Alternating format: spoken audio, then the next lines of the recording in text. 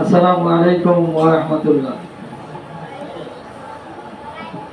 আউযু বিল্লাহি মিনাশ শাইতানির রাজীম। বিসমিল্লাহির রহমানির রহিম। আলহামদুলিল্লাহি রাব্বিল আলামিন ওয়াসসালাতু ওয়াসসালামু আলা রাসূলিল কারীম। আম্মা বা'দ।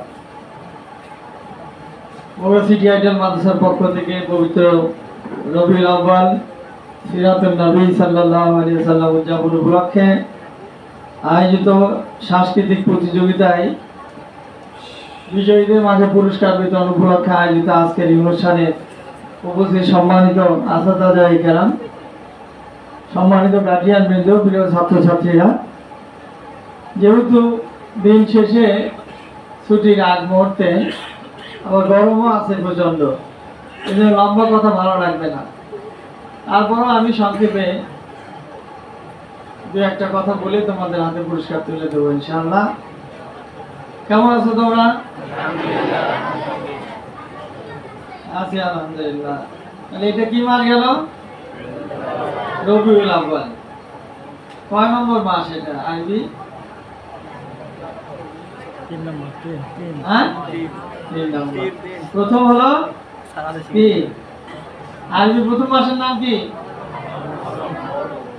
মুহররম। তারপর তারপর তারপর তারপর তারপর তারপর হ্যাঁ, তারপর তারপর তারপর তারপর তারপর কয়টা হলো? ইংরেজি বাংলার মাসও 12টা করে। তবে ইংরেজি বাংলার মাসের সোম তারিখ মনে না করলেও শরীয়তের দৃষ্টিতে কোনো সমস্যা নাই, কিন্তু আরবি মাস এবং দিন তারিখ গণনা করা এটা ফরজে কেফায়া। ফরজে কেফায়া কি? ফরজে কেফায়া মানে কি? মানে সবার পক্ষ থেকে কিছু লোক আদায় করলে আদায় হয়ে যায়। জানাজার নামাজ, এটা গ্রামের ভিতর থেকে যদি কেউ না যায় তাহলে সবাই দায়ী হবে, আর কিছু লোক যে আদায় করলে সবারটা হয়ে যাবে। এইরকম এটা ফরজে কেফায়া। বাড়ির মধ্যে কারো না কারো হিসাব রাখা লাগবে। একটা বাড়ির মধ্যে, একটা ক্লাসের মধ্যে কারো না কারো হিসাব রাখা লাগবে, একটা মাদ্রাসায় কারো না কারো হিসাব রাখা লাগবে, একটা মহল্লায় কারো না কারো হিসাব রাখা লাগবে, একটা এলাকায় একটা দেশের মধ্যে হিসাবটা রাখা লাগবে। এই কারণে চাঁদ কবে ওঠে, কবে ডোবে, কবে 13, 14, 15 হয়, এবং এই দিন তারিখ অনুযায়ী ইবাদত বন্দেগী হয়, ইফতার সাহরি করা লাগে। এই জন্য আরবি মাসে হিসাব রাখাটা কি? কি হিসাব রাখাটা কি? তোমরা বললে না, শোনোনি? হিসাব রাখা কি? ফরজে কেফায়া। এই হিসাবটা রাখতে হবে, তাহলে তোমরা ধীরে ধীরে বড় হচ্ছ। এই যে আইয়ামে বীজের রোজা, 13, 14, 15 রোজা, সোমবার বৃহস্পতিবারের রোজা, হ্যাঁ, শাবান মাসের রোজা, অন্যান্য মাসের রোজা আসে। অন্যান্য মাসের রোজা আপনারা দিয়ে এই পাশে ছিলেন, আমি এই পাশে আসে।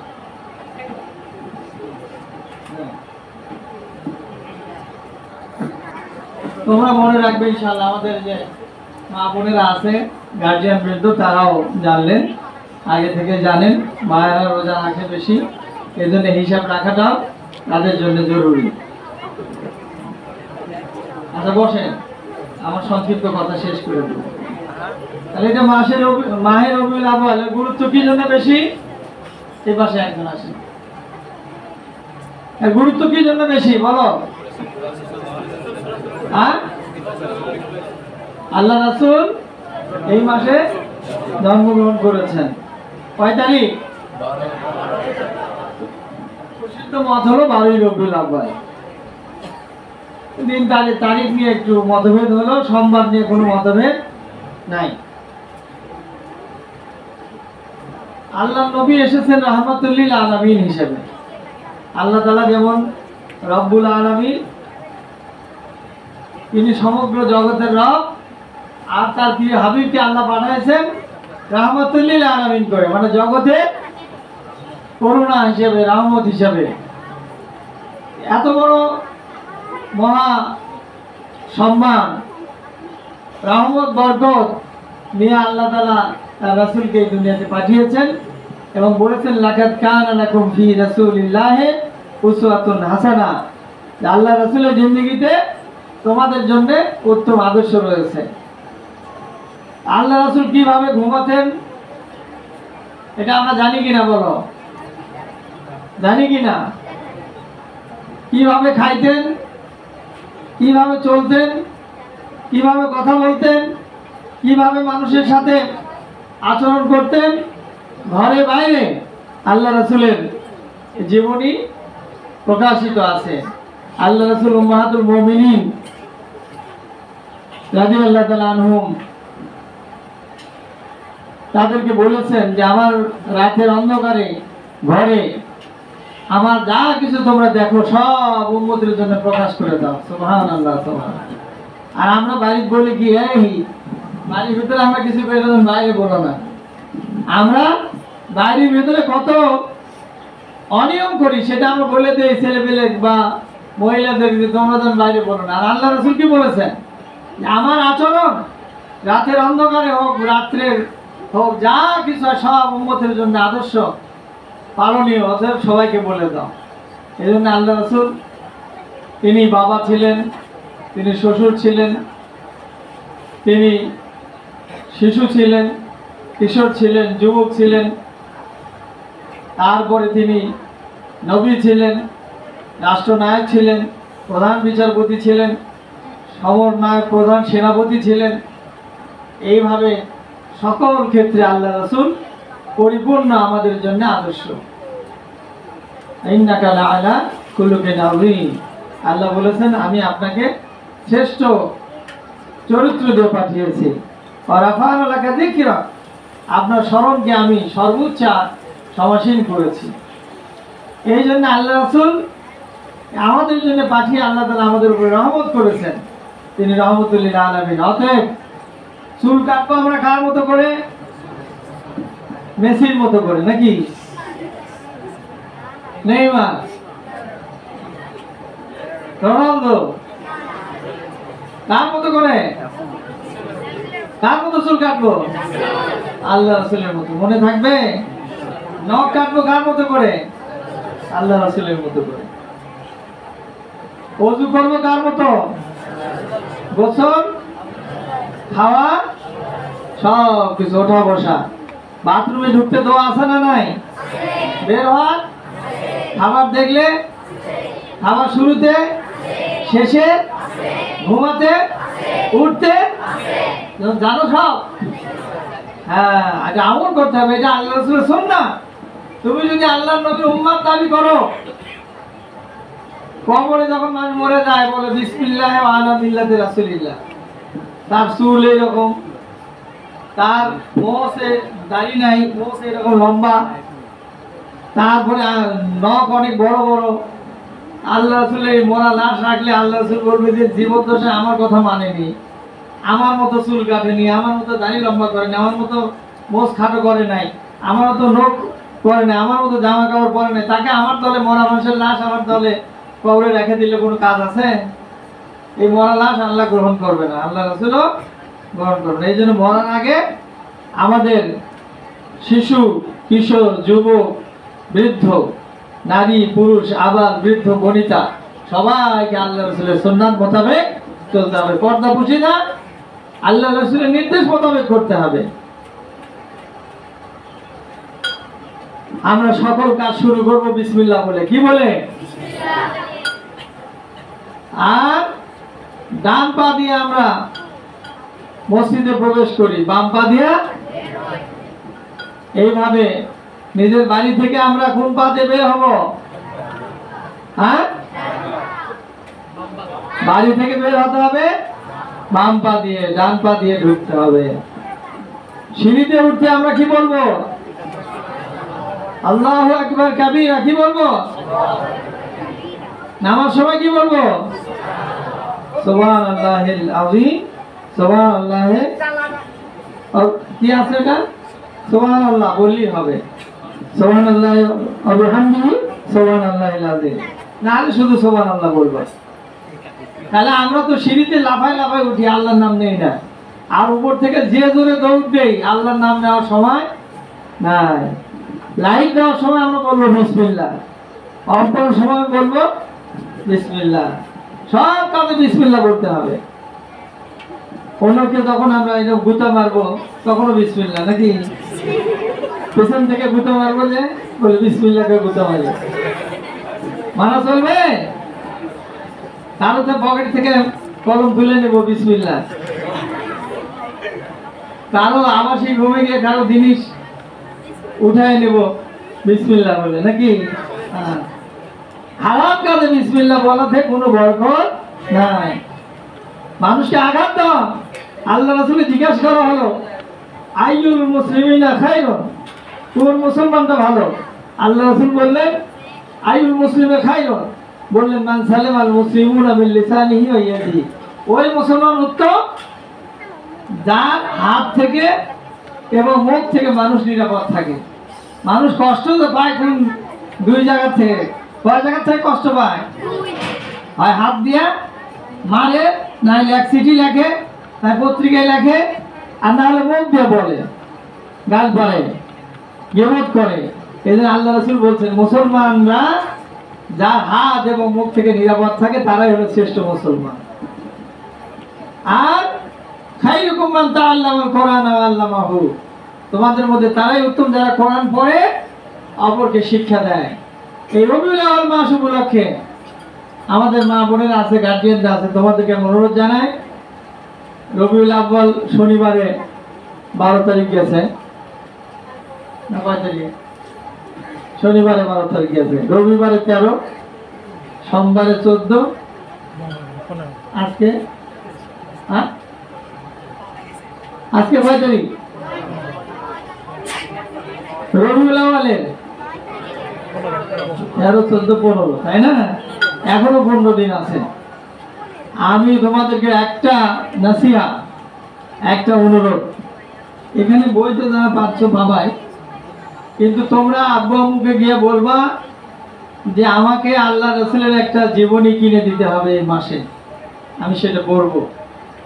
সেই জীবনীর নাম হতে পারে ছোটদের রাসূল, সিরাতে মুস্তাফা, সিরাতে ইবনে হিশাম, আর রাহিকুল মাকতুম।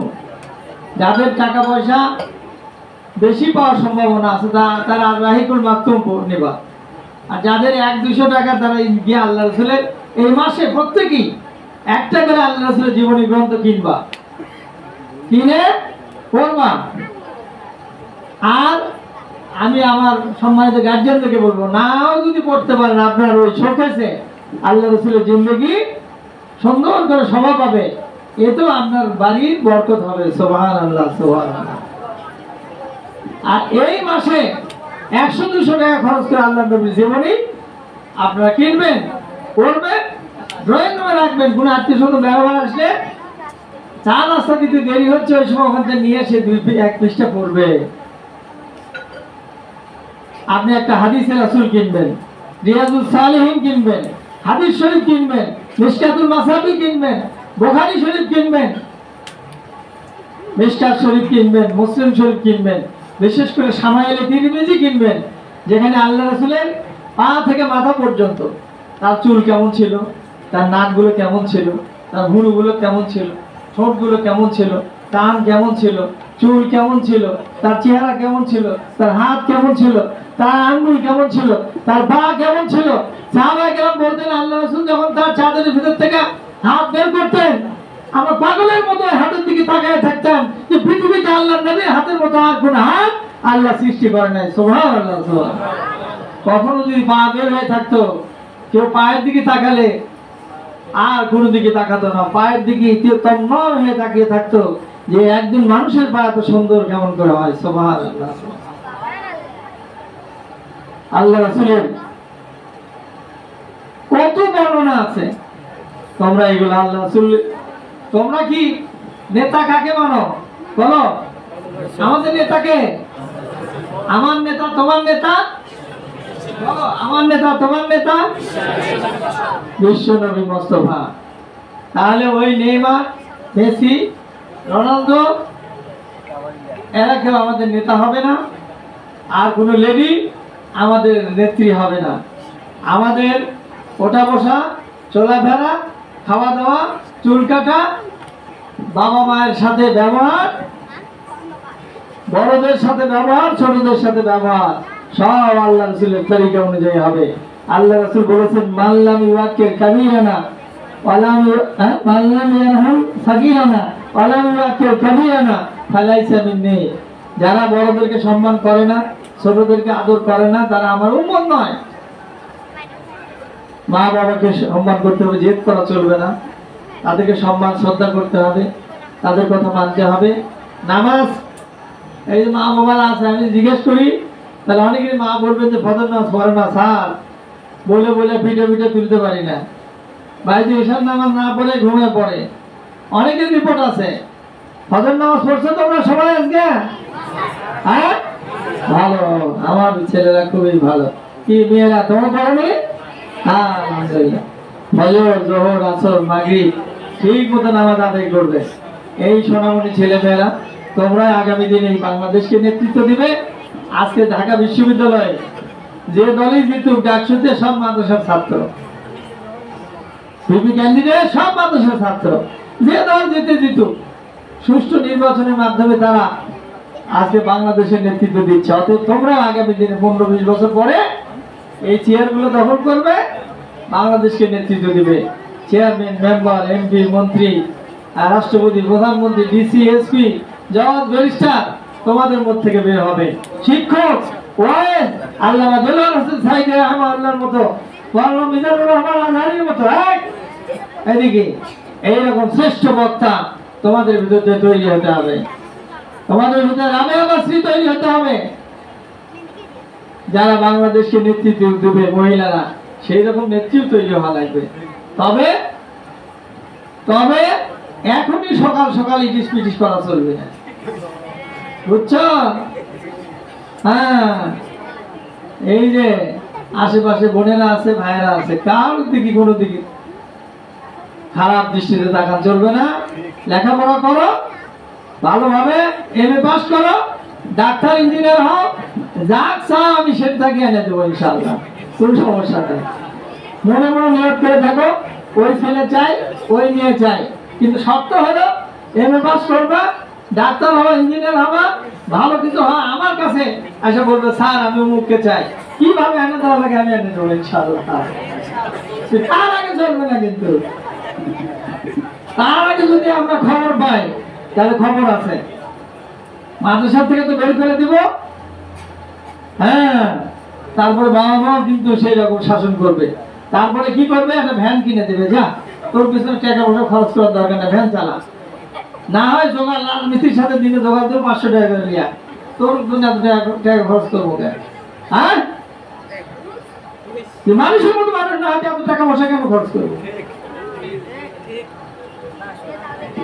হ্যাঁ, খবরদার। এদিকে আমার দিকে, আমার দিকে, আমার দিকে চোখে তাকাও। মাথা থেকে পা পর্যন্ত আপাত মস্তক সুন্নাতে রাসূল ইত্তেবা করতে হবে, আল্লাহ রাসূলকে ভালোবাসতে হবে, আল্লাহ তোমাদেরকে ভালোবাসবেন। রব্বি জিদনি ইলমা, রব্বি জিদনি ইলমা, প্রত্যেক নামাজের পরে এটা পড়বে, তাহলে তোমাদের মেধা খুলে যাবে,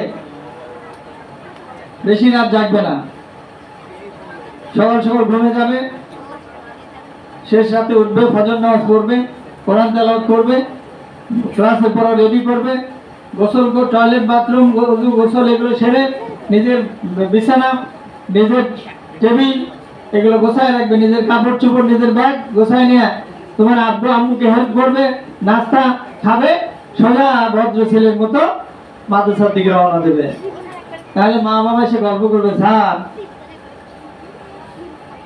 এত সুন্দর আমার ছেলের ব্যবহার, যা বলি তাই শোনে, কোনো দুষ্টমি করে না। তখন হ্যাঁ, আমরাও খুশি হয়ে যাবো, আমাদের ছেলে এরকম। আবার তোমার বাপ মা যখন আসবে, তখন আমরা বলবো যে আপনারই ছেলে আব্দুল্লাহ এত সুন্দর তার ব্যবহার, আপনার এই মেয়ে রাবেয়া তার এত সুন্দর ব্যবহার, আমরা মুগ্ধ হয়ে গেছি, কোনো দুষ্টমি করে না, খালি পড়াশোনা করে। তো বাবা মার ভুলে যায়, এরকম বড় হয়ে যাবে, ও কেন ভুলে যাবে আমার ছেলে মেয়ের সম্পর্কে সারা প্রশংসা করতেছে। আর যদি ডেলি মাঝে দেখা লাগে, এদিকে যে বলে লাগে, দেখেন আপনার ছেলে এই করতেছে, আপনার মেয়ে এরকম করতেছে, তোর বাপ মা লজ্জা পাবে, কি ছেলে আল্লাহ আমার পেটে দিল, হ্যাঁ মরো না আমাকে ছাড়ো না, ইস কি কষ্ট পাবে। এত এত না লজ্জিত হতে পারি না। অতএব বাবা, এই রবিউল আউয়াল মাস আল্লাহ রাসূলের সুন্নাত তার ইত্তেবা অনুযায়ী আমরা সেই ক্লাস 5 এ আমাদের স্যার হুজুররা যে কথাগুলো বলেছেন সেগুলো আমাদের এখনো মনে আছে। মিথ্যা কথা বলা যাবে না। এই যে আল্লাহ আমরা যে নিঃশ্বাস নিলাম, এই দেখো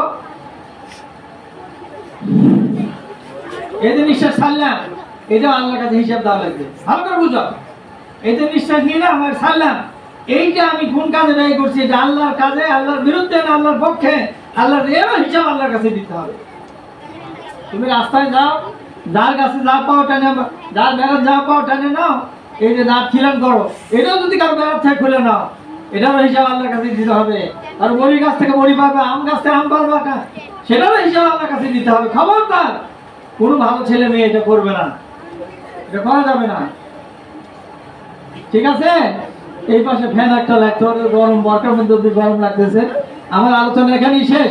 তাহলে কি আমি আজকে আবার একটা ওয়াদা নেই তোমাদের কাছ থেকে, আগে অনেকদিন আগে নিয়েছিলাম, কি রাজি আছে আমার সাথে? মিথ্যা কথা বলা যাবে না। আর একবার ওয়াদা, হাত তুলি, হাত তুলি দেখি, সোজা হাত, সোজা হাত। হ্যাঁ, আমি আর কোনোদিন মিথ্যা কথা বলবো না, আমি আর কোনোদিন মিথ্যা কথা বলবো না। হে আল্লাহ, আমাকে এই ওয়াদা পালনের তৌফিক দিন, আমিন। আমরা খোঁজ নেব, স্যারের বাপ মায়ের কাছে খোঁজ নেবো যে এরা ওয়াদা ঠিক আছে কিনা। আজকে এত সুন্দর আয়োজন আমাদের স্যারেরা করেছেন, প্রিন্সিপাল স্যার, তারপরে ইনামুল স্যার, সাইদুল স্যার, সবাই এত সুন্দর। সাইদুল স্যার দেখো সবসময় ক্যামেরার পিছনে থাকে, আমরা তো আমাকে দেখা যাবে না, দেখতে পাই না, পিছনে লেভেল থেকে কারিগর, আমরা কি করতেছি সমাজের কাছে তুলে ধরে, অত অনেক দেখা যায় না। তার মানে এনারও অবদান আছে, সাংবাদিক যারা, তাই না? টিভিতে খবর পড়ে অত তার দেখা যায় না। যাই হোক, আল্লাহ তাআলা আমাদের সবাইকে কবুল করুন, আমরা সবাই বলি আল্লাহুম্মা আমিন। তোমরা যারা বিজয়ী হয়েছে তাদেরকে অভিনন্দন জানাচ্ছি, যারা হতে পারোনি আগামী দিনে বিজয়ী হবে তাদের জন্য আগাম অভিনন্দন। আল্লাহ তাআলা কবুল করুন, সবাই বলি আল্লাহুম্মা আমিন। ওয়া আখিরু দাওয়ানা আলহামদুলিল্লাহি রাব্বিল আলামিন। আসসালামু আলাইকুম ওয়া রাহমাতুল্লাহ।